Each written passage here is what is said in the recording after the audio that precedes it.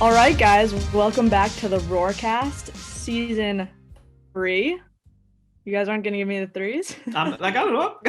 There it is. Welcome back. You can actually see our threes now because, right, we're on video now. This season That's 3, we've been rehired not only for season 3, but we've been rehired to be on video because everyone wants to know what we look like. I know it's been a spoiler, a teaser for the past 2 seasons, but I'm joined with Kyle Matrician and Mike Kowalski, and we're bringing video to your lives, guys. 2021, we're here, we're back and better, and we're excited for this season. That's right. If you're listening right now, we have our live version, of course, right now on Twitch, but the audio version will still be on all of our channels on Apple Podcasts, SoundCloud, and Spotify, and I think Stitcher as well. I don't want to leave that out, Mike, because I know it's important that, and this year, guys, I don't know if Meghan Rojas even knows this yet, but maybe I'll say it officially for the first time. We are the Roarcast presented by Jag1. Whoa! So, sponsor. Presenting sponsor. Throw it up on the screen. Right here. Jag1. Throw it up on the screen. I forget their slogan. I'll know it by the end of the season by heart. I should know the Jag1 slogan by now. They've sponsored us in enough things, and we're still on a little bit of a holiday hangover. You have to forgive us a little bit. You do. Not a literal hangover, like a holiday hangover. Just so everybody's aware. We are presented by Jag1, and it is not because I get injured all the time. Although maybe I'll use Jag1. It's not. Maybe they listen. Maybe they listened to our other episodes and they were like, "Oh, this fits perfectly." When the inevitable happens, you know where you can go now. Jag1. I don't know the slogan, but I will by the end of the season. New slogan. Next time Kyle Matrician gets hurt, he knows where he's going. I do. Jag1. I will actually, maybe if there are any reads, audio reads for Jag1, I'll be sure to read them. So. Like, when they do the, when you're listening to the radio and they do the kind of like live reads for the commercial spots, and they're like, "Oh, I know from personal experience." If you don't use Jag1 physical therapy, I got injured, and when I got injured, the folks at Jag1 helped me out with my sprained ankle and my broken wrist. So the next time you're on a golf course and you fall down on the cart path and sprain your ankle and break your wrist on the fall, be sure to use Jag1 physical therapy. There you go. Great product placement. Great. This advertisement was based on actual events. Do not try this at home. Yeah. Don't submit any videos. Speaking of physical fitness, right? Because that kind of ties into physical therapy. I am #TeamSkinny21 this year. I am starting to work out, and I'm gonna lose. I am gonna lose. Skinny. I am gonna lose this tire around my waist. Okay. So what my wife and I bought from Target is, I don't know if anybody's seen Target's this, not a sponsor. Stop it. Sorry. What we bought from a store that you could buy at most other stores is, it's actually a game for the Switch. It's called Ring Fit. I don't know if you guys have seen this. Yeah, you put the Switch Joy-Cons, like one into this ring that's got like, it's resistant. It's like a resistant ring. And then you put another one in a strap that you put around your leg, and it's like tricks you sort of into working out, because it's like an adventure game where you're like getting your person to run and you're like squeezing the ring to try and like shoot things, not like with air, not real violence. This is a very you way of getting in shape. Oh, it is. This is perfect for me. me. This is absolutely perfect. The next Twitch stream that you see on this channel, I will be ring fitting. I might actually chase people away.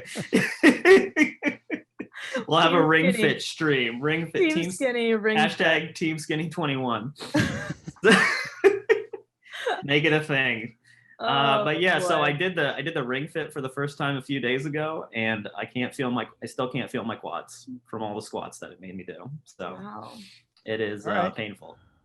But if you're looking to work out, and you can't motivate yourself to work out and go outside because it's too cold outside, the ring fit, I'm telling you.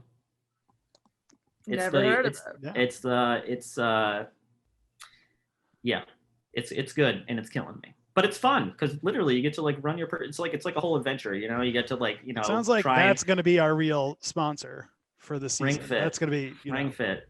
Well, don't hate on Jag no, One right now. No, I'm not hating on Jag One at all. But I'm saying like 3 months from now, you could be like, I dropped 25 pounds using the Ring Fit. Like you could just have my that next testimonial. read after like, Jag One. I'm just like... gonna go straight from Jag One. I use Jag One physical therapy to heal myself, and then I use the Ring Fit to get back in shape because I couldn't walk for 2 months. Who from Jag One's gonna watch this and be like, they nailed it? We changed your mind, guys. What are we gonna do? We ruined it. This is the only week we're gonna be sponsored by Jag One. Whoever's job that is, I'm so sorry. Be sure to tag Jag One. We have to tag. We have to tag Jag. I said we have to jag instead of tag because it rhymes. Yeah. It rhymes. All right. Before we move on, I want to give a shout out to Jeff Ryder because I talked to him on the phone yesterday and he acknowledged that he just spoke to my co-host Meghan Rojas. So he is a clear listener, and as we promised, if you listen and you tell us, we are going to give you a shout out on the show. So Jeff Ryder, good luck. Hopefully Dodge opens on January 11th as you guys are all watching this. Jeff literally just emailed me. Wow. Ro, are you doing your training today? I already did it. You did it? But you know how in like makeup commercials you go like this to like show product? Yeah. Doesn't work because it's reflective, but I saw there was like a dog on your screen though or something. Oh, it is. It's my dog. Oh, nice. Luna. Tell me that's not the cutest. How have we had 3 seasons and never met Luna? We did. We definitely did. Thank you. Yeah. Yeah. She's definitely been in the background when Ro's been at home. Maybe it was an episode that you can at least hear the barks. Yeah, true. I feel like we haven't met Luna though. Sometimes my cats just randomly jump up on the table while we're in the middle of recording, and then it's like a forced introduction. Cats love keyboards. Yeah. They love jumping on everything. They do. On that note, I think it's time to talk to some squash players.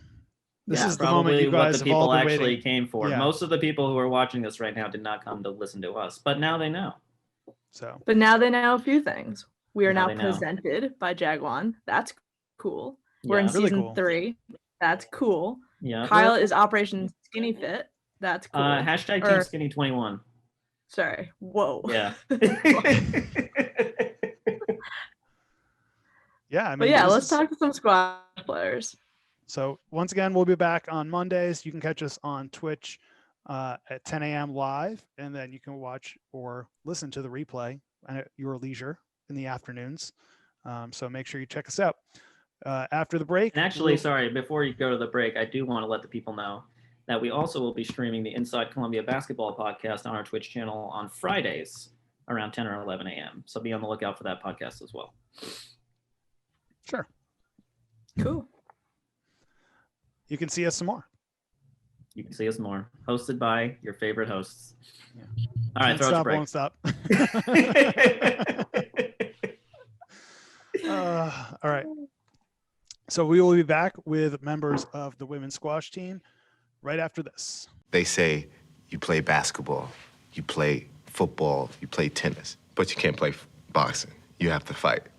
I remember the night where it went completely downhill. It was a massive tumor that had wrapped itself around my spine. Dr. Hartle, who was my surgeon, he aced it. They resurrected me. On August 9th, 2014, I became the WBA middleweight champion of the world.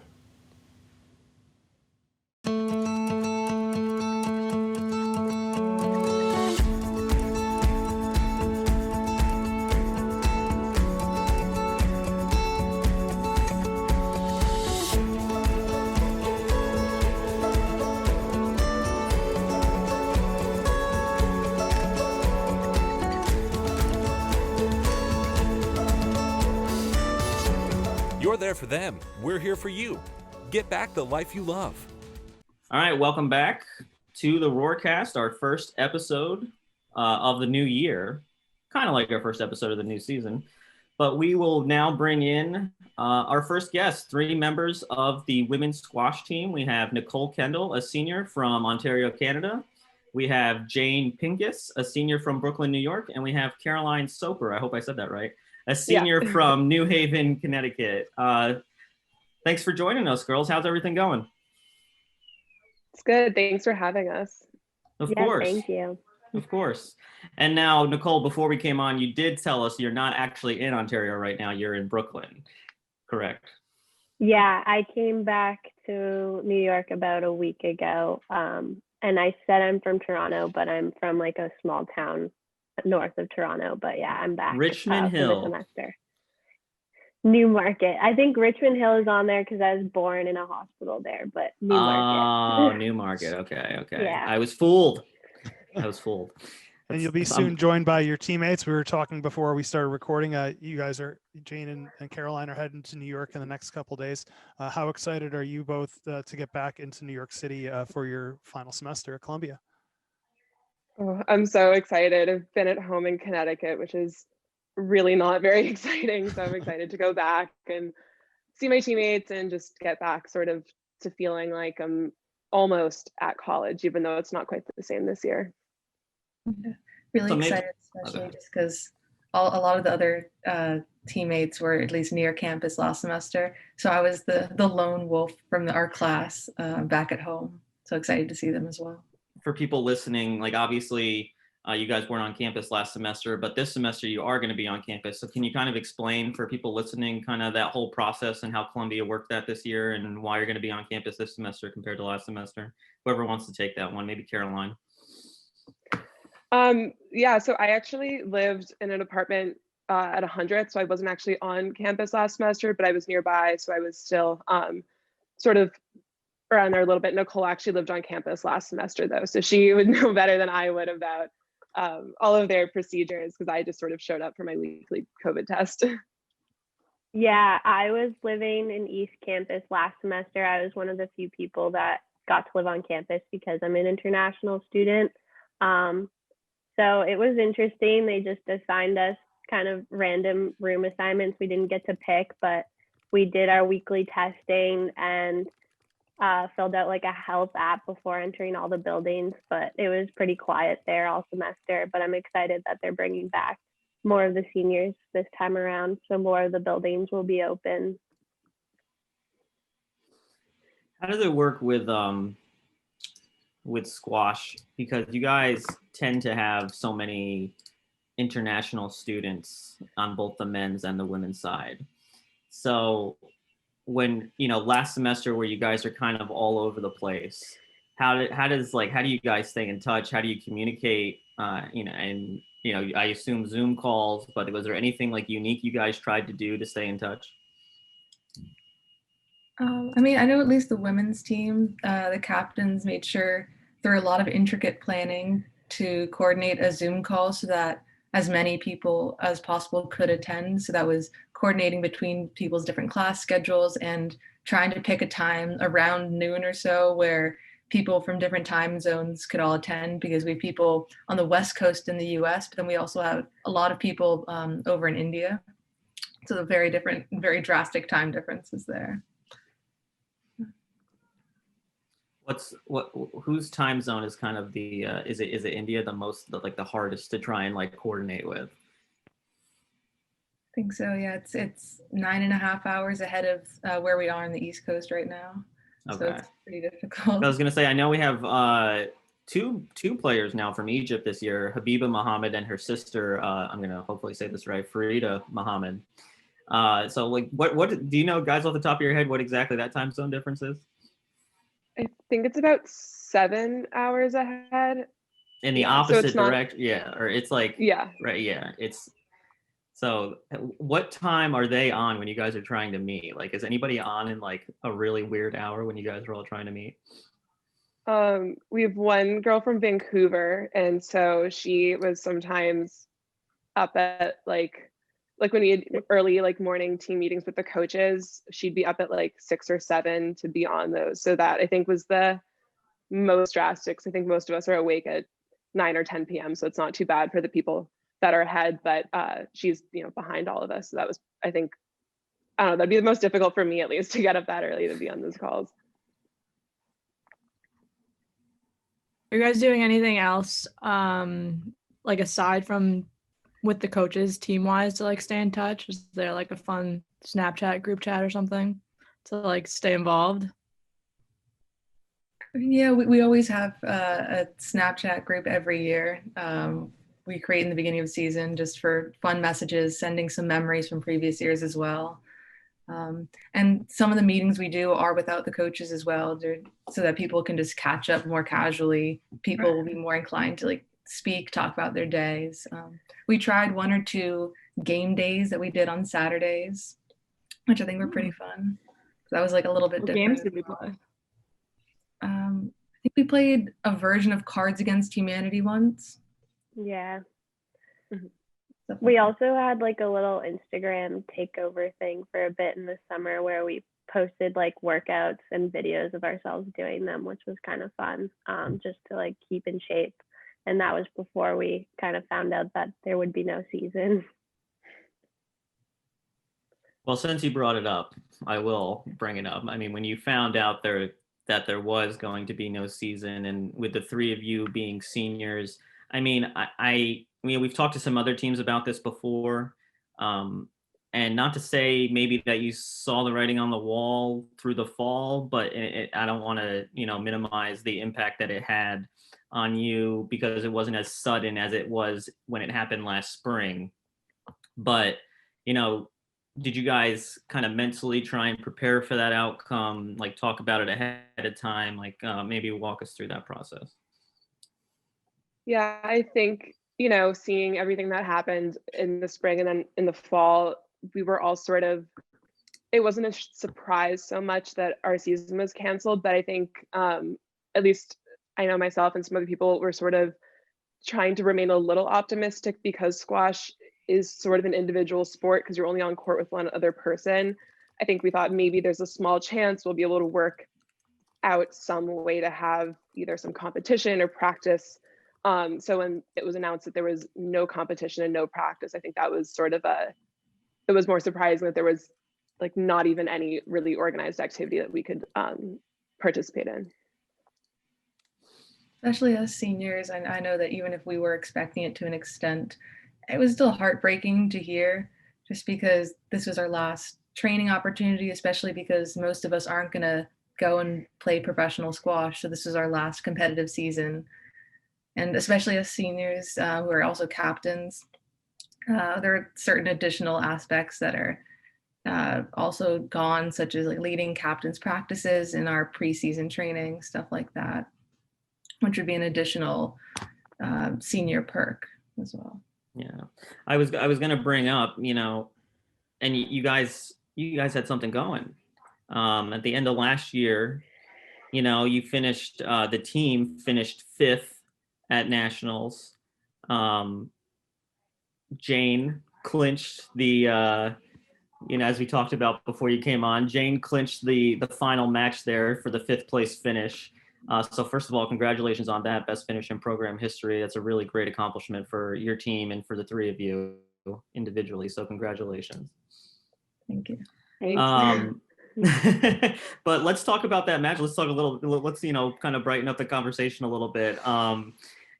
Walk us through that, first of all, for anybody listening who doesn't really understand how the postseason and the nationals for squash work, maybe explain kind of how that tournament works, because it'll probably sound way better coming from the 3 of you than it would be from me. And, walk us through that match where you guys finished 5th. I guess nationals kind of works based off of all of the matches that you played during season. You end up creating a ranking for yourself. And then at nationals, there are different divisions, and you have 8 teams in each of the divisions. So for us, we were in Division 1, which was the top draw. So we were in one of those 8 ranked teams, and then you play out as you would expect a normal draw if you started in the quarterfinals of that draw effectively. And so you play out for every position. So if you keep winning, you'll end up in the finals. But even if you lose first round or second round, you still continue to play out to every position number. So if I have it correct, you guys, you made it to the top draw. What seed were you in the top draw? Do you remember? We were the 8th seed, I think, because we played the number 1 seed. You had to play the number 1. Harvard. Okay. Yeah, we had a couple close losses during the season, but what was so special about this tournament was that we were able to kind of reverse those losses when we played them again in the final tournament, which is what counts for the most. So yeah, we started out as the 8th seed, played Harvard, the number 1 seed, who has been like consistently number 1 for like, I don't know how many years. So that was tough playing them first round, but we managed to like keep winning our next few matches. I can let someone else speak about that. Yeah, no, I mean, you had a really tough matchup against Harvard in the first round, but then, you know, so you lose and you kind of go to the back draw, right? And those 4 teams have 2 more matches left to try and finish. And if you win both those matches, you basically win the back draw and you finish 5th. So you guys' next match was against Penn, a very close 5-4 win against Penn. Do you remember? I know Jane will get to Stanford in that match, but do we remember the Penn match before that and who had the clinching point and kind of how that match played out? Yeah, that match was super intense. You go ahead. So in our regular season, we lost to them 5-4, and like I think it was Zooey in 5, right? That lost. It was our senior captain lost in what was a very contentious match against Penn in the regular season. So going into it at nationals, I think we were all really like fired up and really wanted to like reclaim sort of what we lost from them in the regular season. So Zooey, who was the decider at nationals, if I'm correct, right? I think she was she the decider? Like there was one other match on after that, but yeah, I think that was the deciding match actually.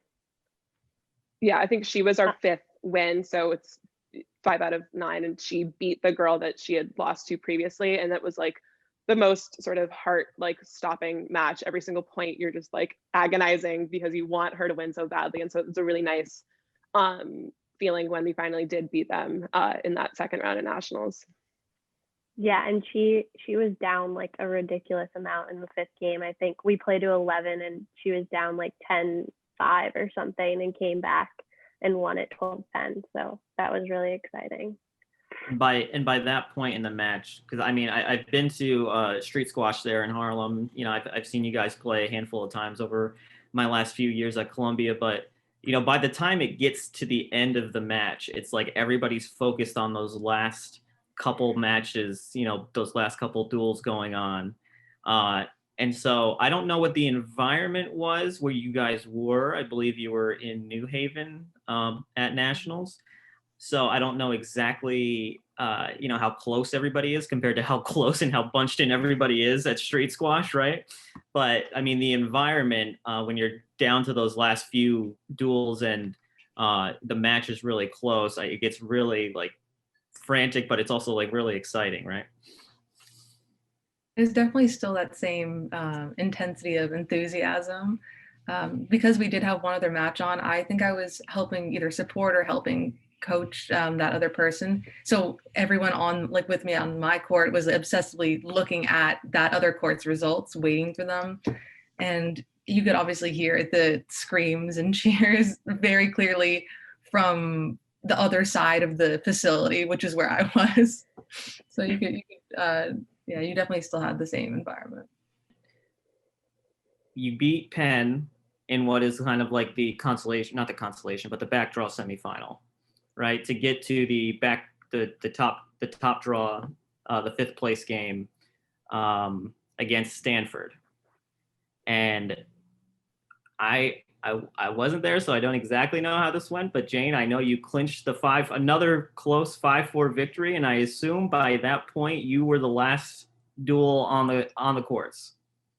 I was. Well, before getting to my match, I have to mention the other people who won before me, because we had lost to Stanford in regular season, again, very close. It was the same 5-4 switch, but even Nicole had lost during season and had an amazing win at nationals.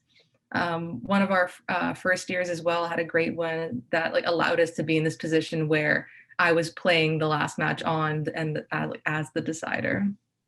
In that match as well, it was intense, but thankfully I didn't even know at the time that I was the decider. I didn't realize that until I noticed everyone standing outside the court as I finished my match. I don't know, it was an amazing feeling though as well. I won the match in 4 games, and the entire team was at the back wall cheering on. And then when we walked off court, everyone rushed on, and we did a whole group celebration, just because it was our first time ever beating Stanford, and as well as our highest finish at nationals ever. So it was a lot of good emotions there. How did you guys, not necessarily when you started, when did you realize that this is something you could pursue and compete at it at this level?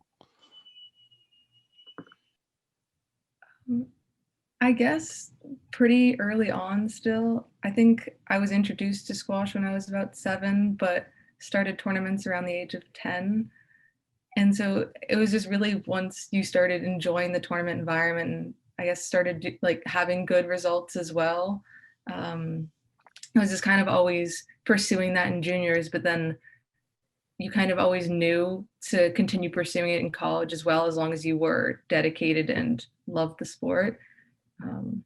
And Columbia, we always knew had a really competitive team, a great environment. So it was an easy continuation. I never played a tournament in my life. Like I started playing in high school because I quit swimming. And so I sort of took a different approach and walked onto the team here. And it wasn't like I didn't expect to necessarily play squash in college at all, but it was like, I mean, it's the best decision I've made, hands down. But yeah, we all, unlike Jane and Nicole, I didn't actually play at all really before I was a teenager.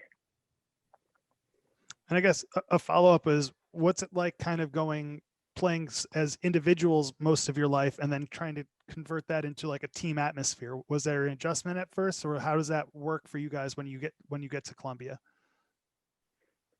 I think it was definitely a bit of an adjustment. I remember in junior squash, we call it like under 19, we played individually, and it felt like a lot of pressure. So once I went to college squash and had like a team around me supporting me, I think it took a lot of the pressure off, and for me at least, it was a lot more fun playing with a team, but still having that individual aspect. So yeah, it was definitely a bit of a transition, but we all kind of, like, we had how many people, like 7 freshmen when we came in, so we all were super tight at the beginning, and it went from there. Before we let you go, I do want to ask you, speaking of post-graduation, what your plans are, because we like to talk to our seniors about what their plans are, after they graduate. And all 3 of you, I assume, are on track to graduate at the end of the semester, unless somebody's graduated early and I didn't know. But so Nicole, let's start with you. What are your future plans? I'm not sure yet. I'm hoping to get a job in the city, but I'm still looking, but specifically in marketing and advertising. So that's what I'm trying to do this final semester, just find a job for after I graduate. Nothing too exciting. What about you, Caroline? So I'm looking at graduate school programs, but also considering just getting a job. I can't decide right now whether or not I want to just for a couple of more years or try to get a job that hopefully both will be in public health or something sort of related to that field. And Jane? I'm still looking for a job as well within the research field of neuroscience before I go to graduate school to hopefully get a PhD in neuroscience. Well, it's always interesting to me to find out what everybody's plans are. Very impressive. Very impressive. Neuroscience was never on my list, Right. Although I'm sure I could have some really intellectual conversations with you about it. So you could teach me a thing or two. That'd be nice. Do the 3 of you, I mean, maybe not professionally, but still plan to, play some recreational squash in your future? Yeah, I want to keep playing some tournaments when I can. I also want to play doubles squash when I'm older. There's like a little professional doubles squash tour that I think would be a lot of fun. So we could see Nicole on the professional tour there in the future. Hopefully. So I'll have to keep that in mind. You'll have to explain to us a different time how doubles squash works, because I'm trying to imagine 4 people in that singular, in a very tight space, and I feel like it'd be even harder to get out of the way of the ball. Yeah, the court is like twice the size. So, Okay. But there aren't a whole lot of double squash courts around. But there's a good amount in New York, which is good. All right. Well, I think that is all the time we have. We really appreciate the 3 of you jumping on and speaking with us. This was great. This was long overdue. I appreciate, the 3 of you coming on and a chance to get to talk to you and talk about your season. And, we really wish you the best of luck in the future. Thank you. Thank you. That was Caroline Soper, Nicole Kendall, and Jane Pincus, 3 senior captains from the Columbia Women's Squash Program. We're going to head to break, and when we come back, we're going to talk with members of the men's squash program. At Athletic Brewing Company, we've built America's first craft non-alcoholic brewery. We've created a lineup of award-winning non-alcoholic beers. Our beers are made with organic grains and start at only 50 calories. Athletic beers are perfect for anyone who loves being healthy and active, but also loves to enjoy great tasting beer with friends. To give us a try, go to athleticbrewingcompany.com and use code ATHLETIC20 for 20% off your first order. We all know what comes with being a fan, the ups, the downs, and everything in between. Share a Coke with a friend. Coca-Cola, the official beverage of the Columbia Lions.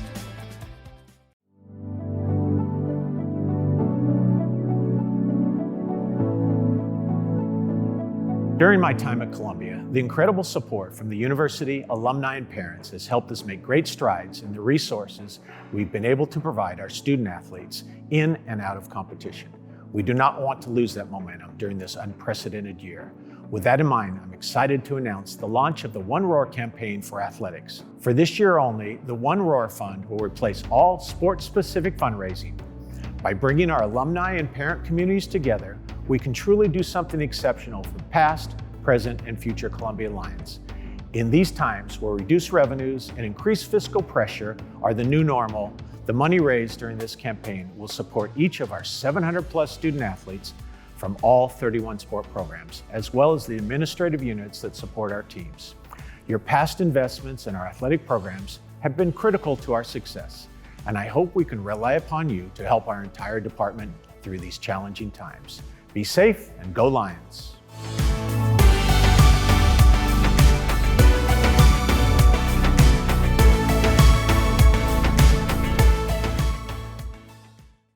All right, we are back for part 2 of our squash program with Zain Athar and James Wyatt from the men's program. Guys, thanks so much for coming on. Thanks for having us. How's everything going? How are your holidays? All good. Yeah. Zain, you go ahead. Yeah, for sure. We'll go by seniority. No, pretty good. Came back from Germany, was actually abroad for the semester, but it's now senior spring. So just looking to finish strong and see what kind of athletic activity we can do in the spring. But otherwise, just looking forward to my last semester. Nice. How about you, James? So I was in New York for last semester, living with some teammates actually. And then in November, I had to decide whether I was going to go back home or not, but before Thanksgiving. And the situation back in the UK wasn't great. So I just decided to stay here with some friends. I was going to ask you if you were in the UK right now, because I know that I watched the statement or the address that Boris Johnson gave to the nation there a few days ago, with like a very strict lockdown that basically they're putting the UK in. So I didn't know if you were sitting in lockdown right now or if you were in New York. No, fortunately not. I think I made the right decision staying here. Yeah. Zain, what about you? How are things? Are you, I don't know. You said you're not in Germany right now, correct? No. So I was in Germany from September to December. My grandparents are there, and I was doing an internship, something to take my mind off the pandemic news cycle for a bit. But then back here in Connecticut now, I live in Connecticut, so about 2 hours from the city. So as of now, planning to start classes here maybe in January, but then from February onwards, try to be in the city and, see my teammates one last time. Zain, talk a little bit about when did you move to Connecticut? It says you were born in Germany. Obviously, you have roots there still. It's definitely a life story, but basically, I was born in Hamburg. My dad grew up there as well, and it started from my grandfather, who unfortunately just passed away. He worked for Lufthansa, the German airline, for 35 years. He moved from Pakistan to Germany, so that's basically how my dad grew up there, and then I was born there in Hamburg. But then when I was very young, maybe 3 years old or so, we came to the US, moving around a bit, Texas, Maryland, but then ended up settling here in Avon, which is like central Connecticut, close to Hartford. So otherwise, I've loved it here. I'm sure we'll talk about squash later on, but it's definitely a squash powerhouse with a few other colleges around here, a lot of prep schools as well that have squash. So definitely lucky to not be, too far in the Midwest or somewhere far away where there's not too much squash. So super excited about that. I was going to ask, and Mike asked this to the girls that we just had on just prior, but how do squash for a lot of people is like a sport that they're not introduced to, until it kind of is put in front of them, right? So tell us your stories with getting to play squash. I mean, I assume if, not everybody starts at a young age if they play collegiately. I know some of the girls didn't start till they were teenagers, but, is that how it worked for the two of you? Is that how it works for a lot of the men's squash players? Like, kind of explain that to us. James, for me, yeah, sure. For me, my dad started playing squash during university, and then I have an older brother who's 8 years older than me. So I grew up watching them play, and then I would get taken down to the local club to club night on a Saturday, and it basically just started from there, wanting to beat my brother. Yeah. For me, it started from my dad. He played recreationally in Germany in the 80s and 90s. It was definitely quite big over there, like as a club sport. And then he came over here when we lived in Connecticut. I grew up close to Trinity College in Hartford. So they used to have these Sunday open houses, and I'd, as a 10-year-old play against the 50 and 60-year-olds, they'd be excited to move around the court, and I'd get some, match experience. So that's kind of how it started. Similar to James, it was my father who sort of got me into it. And before we get into some of the nitty-gritty within the team, well, this is going to start to intro that a little bit, but we've talked to other programs like fencing and things like that, where the coaching's a little bit different at this level. For you guys, is it like a lot of technical stuff, or is it more of like managing the roster and trying to figure out who's filling what spots? At this point, do you guys kind of have all the technical skills, or how does that work, your relationship with your coaches from that dynamic anyway? So for us, it's sort of, there's 13 or 14 guys on the team. So most of our practices, it's not actually really possible to give individual attention to absolutely everyone all the time. So a lot of it is actually like based around each other and what we think we can improve. Obviously, there's like a dialogue between the coaches and players about what they can individually improve on, but a lot of it is sort of taking ownership yourself of trying to improve, just purely because of the number of people on the team. So that's mainly how that dynamic works for us. Yeah, and I would add on that a lot of us did get, one-on-one coaching and individual coaching, but what I would say is that that's more common when you're in your middle school and high school years, when you're really trying to learn the sport, that there's a lot of technique involved. So, you do that throughout your middle school years, high school years, but then once you get to college, it's more assumed that you have the technique that you need, and then you just start with more fitness, more match conditioning, more mental work. So it's almost as if we assume that we have the technical work, and then we're building off of it, work that you could do more in a group setting rather than one-on-one. Are there any other, maybe, I don't know what to call them really, like athletes that you look up to or like copy your game after? Is that something in squash, that someone that you looked up to when you were like training and even now? For me, like usually, I know a lot of the guys. For me personally, like from the UK, so like probably the best English squash player of all time is called Nick Matthew. So for me, when I was growing up, it was always him, mainly because he was British and he was #1 in the world and world champion multiple times. So for me, that was him. But I know a few of the guys on the team who are Canadian, the best Canadian squash player ever. Their swing's the exact same as his as well. So it also depends like where you're from.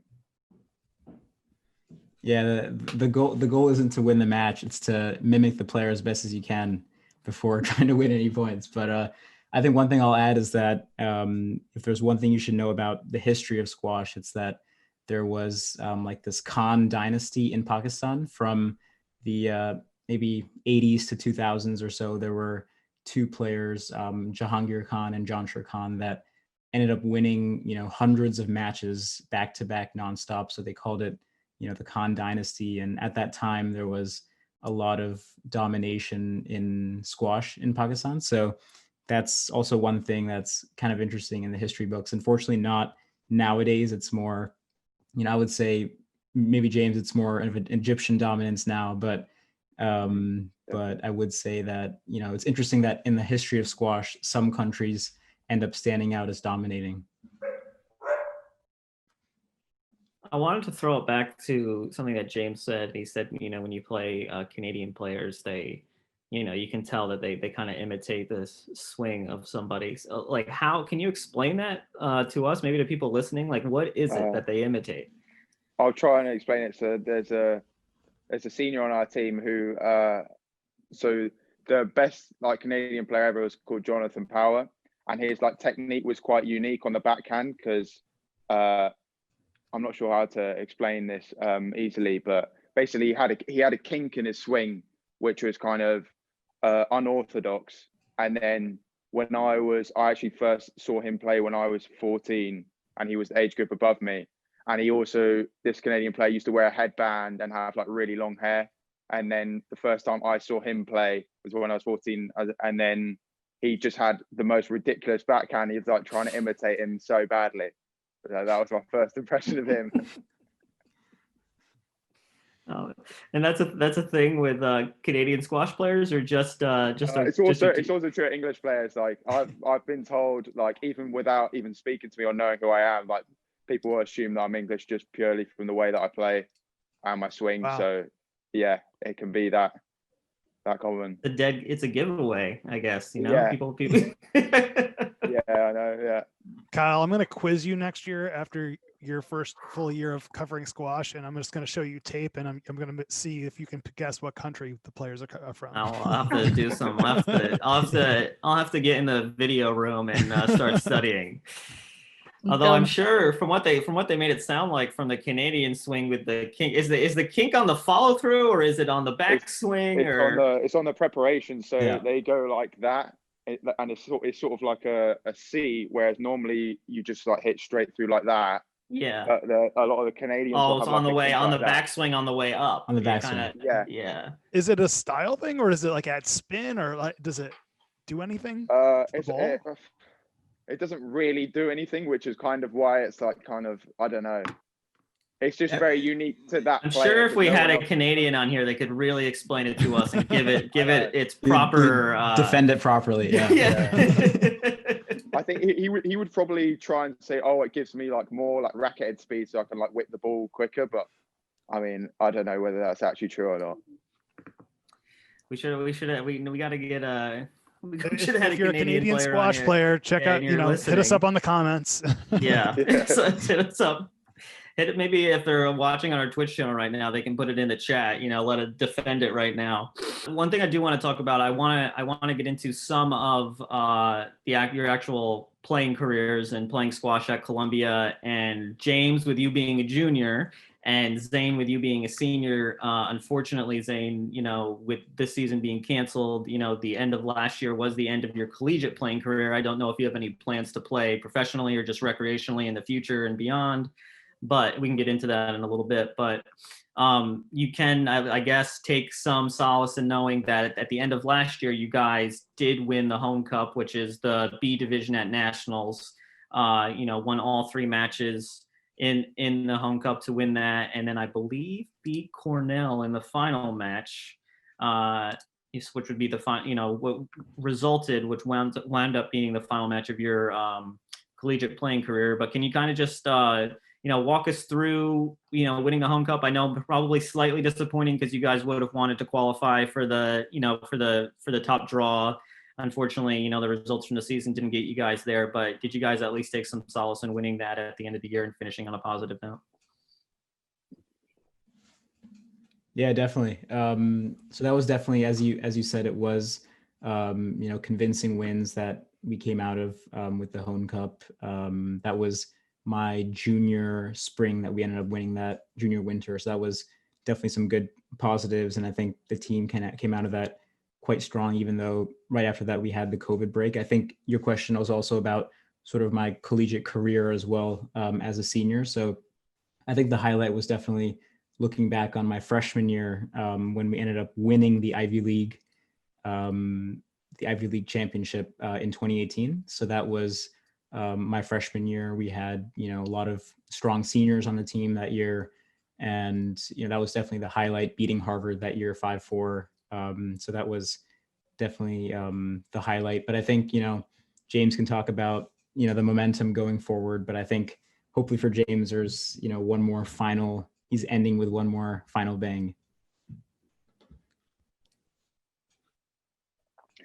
Yeah, hopefully next year should be exciting because we got obviously basically two freshman classes because we haven't been able to see our freshman class this year.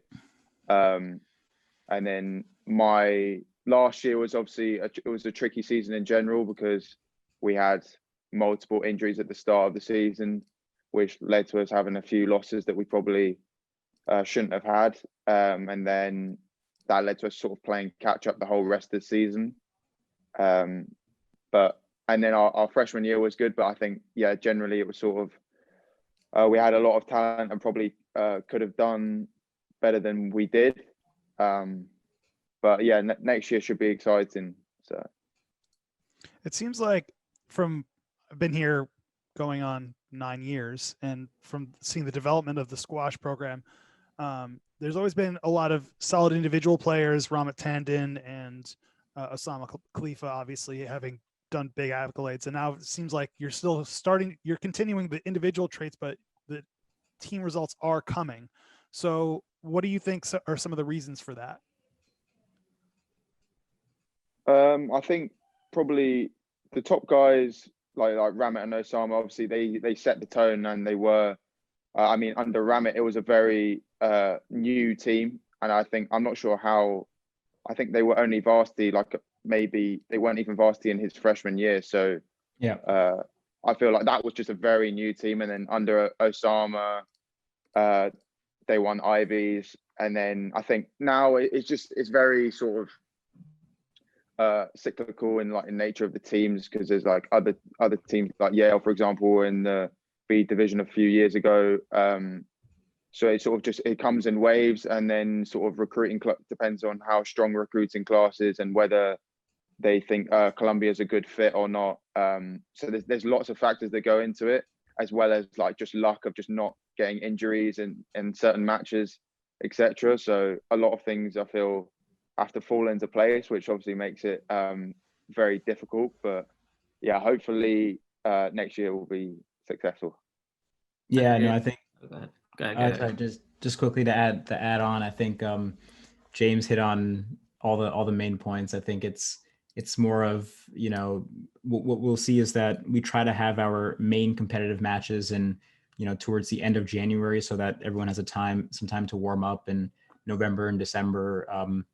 Sometimes if we do have injuries right at the beginning of the season, they try to recover by then so that we're ready for our main matches. Unfortunately, I think what happened this past year was that some of the injuries that we had carried forward a bit longer than we needed to. So I think that's a good lesson going forward that, obviously some things are unavoidable, but preseason training is of utmost importance to avoid any sort of fallout and continued injury in the season. And then James, kind of since you're coming back next year, can you kind of give us a feel for kind of how the team set up for next year and how you feel about the team for next year? Yeah, the team is looking good. We've got some strong Americans who are coming. We've got an English kid who's also coming, who's very good, a top player in England. So, and then we've also got a few Indian guys coming. So it's it's a good mixture of people from different backgrounds who all had good junior careers. So I feel like our team is going to be interesting. You don't really know what it's going to look like until sort of November, December, like on the ladder and everything, who's going to play where and sort of how strong the team's looking for the season. So, but I'm optimistic about where it's going. And something I want to bring up, we talked to the girls about this when we asked them kind of, when you have players from all around the world, is there anything unique that you try to do to stay in touch, especially, when you can't see everybody in person? And they brought up something really interesting where they said they try to have a game night every once in a while, and they play Cards Against Humanity over a Zoom call. So is there anything like that that the guys have tried to do to stay in touch? Maybe it's not the whole team, maybe it's a little more, smaller group, individual basis.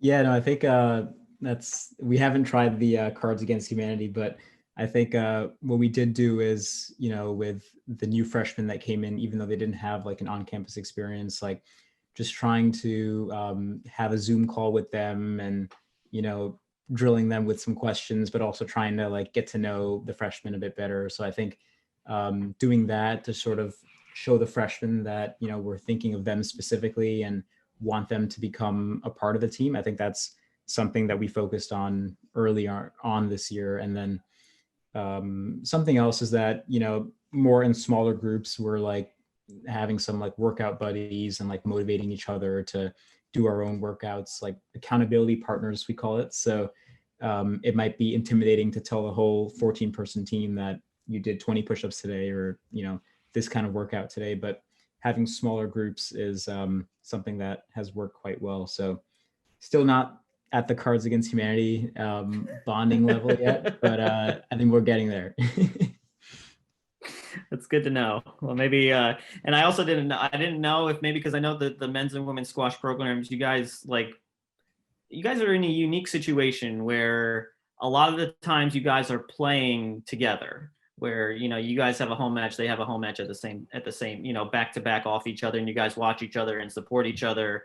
And I know, like with, Meghan Rojas and works with the women's basketball program, and I work with women's basketball, and Mike works with men's basketball. It's very, I feel like with a lot of programs, it's not like that, where you don't get to watch the other team really play that much in season, because you're normally, if one's home, the other one's away, right? So can you talk about the bond that, kind of that squash, men's and women's squash players kind of share, and like in that whole support system that you guys have for each other? Yeah, I mean, as you said, we both play our matches at the same time. A lot of the time as well, when we play away matches, sometimes they'll play before us, so we get to watch them as well. And all our away matches as well, we travel as a team to everything. So yeah, compared to other teams, I'm sure we're probably a lot closer as a men's and women's team. And we both want each other to do as well as possible. So yeah, it's always good to have both teams, especially, I don't know if you guys have been to our squash facility, Street Squash in Harlem, but it's a very narrow facility, and there's like maybe 10 feet between the courts that, you can walk in between. So it gets quite heated and packed, and a lot of times the women might end up winning like 9-0 quite quickly, but then the men's matches are tight. And, there's one court left and everyone is packed around the one men's court. So I think it's cool having the women's team also there, and all the men's team supporting. Maybe it's an advantage to have like a really packed, not very aerated facility, just so that it really gets the momentum going. Zain, I have been to street squash. I've announced your name in the starting lineup before on the PA. Come on, Zain. Zain. Before we let you guys go, I do want to ask you one. I do have one more question, Kyle. The segment. When you guys win a match, is there any favorite celebratory moves or things you've done that you can like tell us about? Like a big, not even like a fist pump, or are you like cool and collected? I feel like James doesn't even smile, just kind of like silent killer and goes back to the locker room. No, not really. But I haven't been. Normally, it happens where it will be a 4-all match, and then someone will win the deciding match, and then people will let the opponent like walk out the court and shake hands, and then will like storm onto the court. Yeah, that's the usual move. It's tough though, because not all the matches, because like what happens is you need 5 matches to win, right? 5 out of the 9, and you might do really well and win the 5 matches like really early on, but then you have 4 additional matches that technically don't count because you already won. But so it can be tough sort of playing out that dynamic, but it's perfect when it's like 4-all and there's 1 match left, as it was, I think, when we played Harvard like a couple of years ago, and then you win and then you storm the court. So that's I think what James is referring to. But nothing too extravagant, no like celebratory dances or anything like that. Squash is big on sportsmanship, right? Like that's a big thing. Because it's very interesting, very borderline in terms of the celebration. Like you guys aren't like screaming in the other person's face while you're 2 feet away from them. Yeah, it's a lot of fist pumps. I'm trying to think what else. Silent. Yeah. There's like some shouting like come-ons, but that's about it, I think. Yeah. I was gonna actually one more thing that I do want to ask before I let you guys go, and I meant to ask this to the girls, and we didn't have time.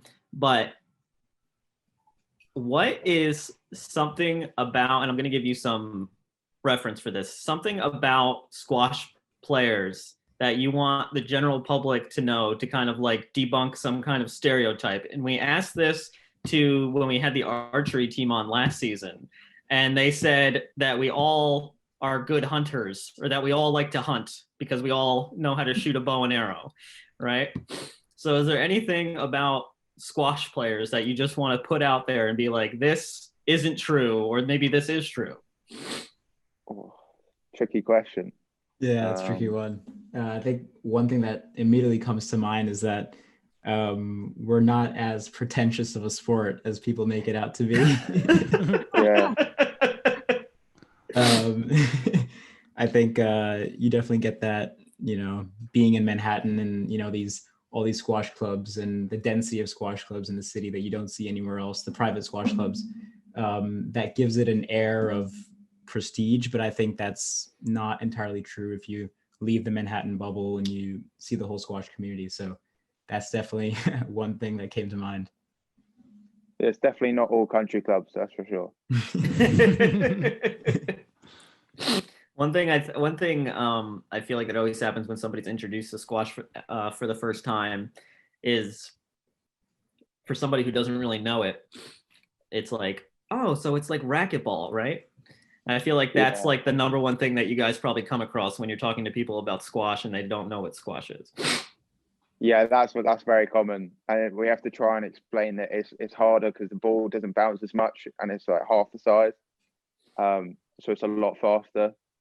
And then, or the other question that's the most common is it in the Olympics, which has probably been asked that like a million times, and it's still not in the Olympics. So, but yeah, that's another topic. I have to admit, I only played squash for the first time right before the pandemic, and I was shocked at how, like, I thought the ball was going to have a little bit of give, and it's just, you got to like charge it up. I had no idea. Yeah. Yeah. not like hitting a racquetball, Mike. No, not at all. A little different. Lily Rodriguez beat me handily 3 times. Oh, And shout out to Lily courts. Rodriguez in the Success Through Wellbeing office. It was not pretty. Oof. It's hurting for a few days. And you've had him to be sitting on that loss for at least 10 months now. I've had no chance to redeem myself. No chance. That's rough. Did you guys play in the Dodge courts? Yeah, in the Dodge courts. Okay. We try to do like staff wellness every now and then. So we've switched up from like yoga to hit, and then we tried to do some squash and I think Lily's office is close by to the squash court, so you don't know what she's doing. Yeah, I know. That's very true. Right? Now we do and know. We're in a different building. Yeah. All right. Last question. Zain, with you being a senior, I just want to give you a chance to let everybody know what your future plans are here post-graduation. For sure. Yeah. So as of now, so when I was in Germany, I was working at the startup. So I plan on keep working with them remotely this spring. But then after graduating, I'll start a banking job at Morgan Stanley in New York. So excited for that. I'll still be in the city, close to everyone, and pop into those home matches next season. But those are my plans as of now. In terms of squash, planning to join a couple leagues, maybe the Manhattan Squash Club after graduation, which is a new public squash club that opened in Manhattan. So planning to join there, and otherwise stay in touch with the squash community. Very nice. Well, we wish you the best in your future endeavors, and congratulations on your very successful collegiate career. And James, we look forward to seeing you back on the court next year. Nice. All right. I'll be there. Yeah. That was Zain Athar and James Wyatt from the men's squash program. First episode of 2021 is in the books. So we want to thank everybody from the squash program that joined us today. Thanks for everybody for listening. As Kyle mentioned, we're now on Twitch. You can watch the full video on YouTube, and that's in addition to everywhere else you get your podcast. So make sure you tune in to this episode. Well, you've already listened to this episode if you hear me talk about this, but listen to our old episodes. They could have started at the end. They could have. You know, you want to work your way back, all that sort of stuff. Yeah. Listen to all our previous episodes on Spotify, Apple Podcasts, SoundCloud, wherever you get your podcasts. We are there. For Kyle Matrician and Meghan Rojas, I'm Mike Walski. We'll talk to you next week.